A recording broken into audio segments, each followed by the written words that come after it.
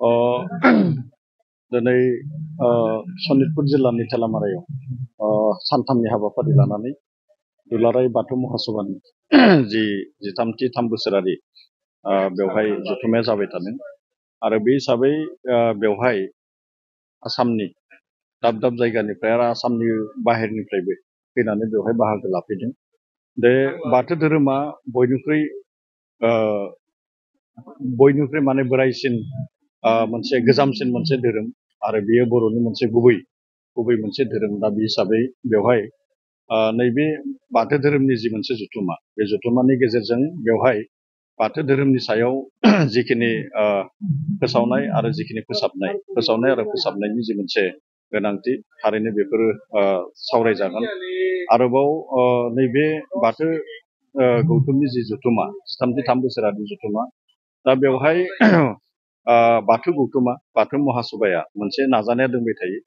बे फैबाय थानाय समाव बाथौ धोरोमा जेन भारतजों गनायजानाय मोनसे धोरोम जायो आरो बे भारतजों गनायजानाय धोरोम हिसाबैनो बेखौ जाफुंसार दोननो थाखाय गाबोन जि 20 जानुवारि, बे 20 जानुवारियाव भारतनि नखर मन्त्रि बिथां अमित शाह बिथाङा फैगोन आरो बेवहाय बिथाङा बाहागो लाफैगोन। आरो बे बाहागो लानाय समाव बेवहाय माखासे माने खमैबो 1 लाख सुबुङा थुबुर जानानै बेवहाय जि बाथौ आर'ज, बे बाथौ आर'जखौ खालामगोन आरो जानो हागौ बियो गमामायैनो मोनसे रेकर्ड जागोन। आरो बेवहाय भारतनि नखर मन्त्रि बिथाङा अमित शाह बिथाङा बे भारत जि बाथौ धोरोम, बे बाथौ धोरोमखौ मोनसे बर'नि गुबै धोरोम आरो बियो भारतजों गनायजानाय मोनसे धोरोम, बे हिसाबै बिथाङा फोसावनो हायो। बेखौ जों बे जथुम्मानिफ्राय जों मिजिंथिनो हायो।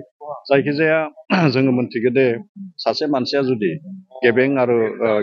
गेबें जुदि सुबुं जानोब्ला आरो मोजां जुदि सुबुं जानोब्ला बेवहाय धोरोमनि सायाव जि मोनसे फोथायनाय, बे धोरोमनि सायाव फोथायनाया थानांगोन।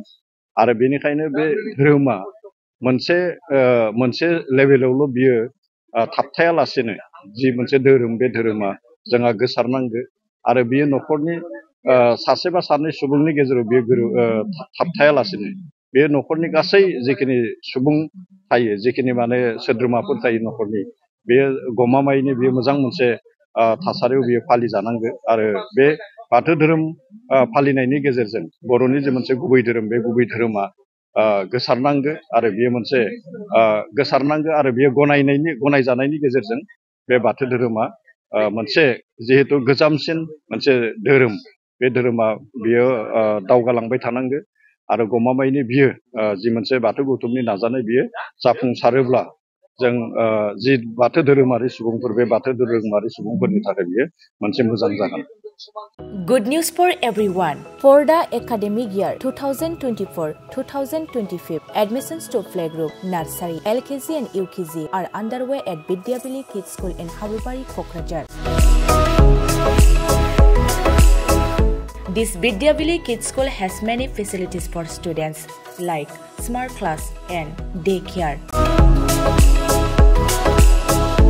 indoor, outdoor game, art and craft workshop, playful learning,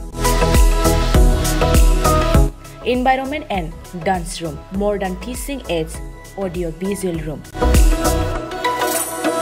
good teachers, student one-on-one training on one language and speech development, experienced teachers, green knowledge.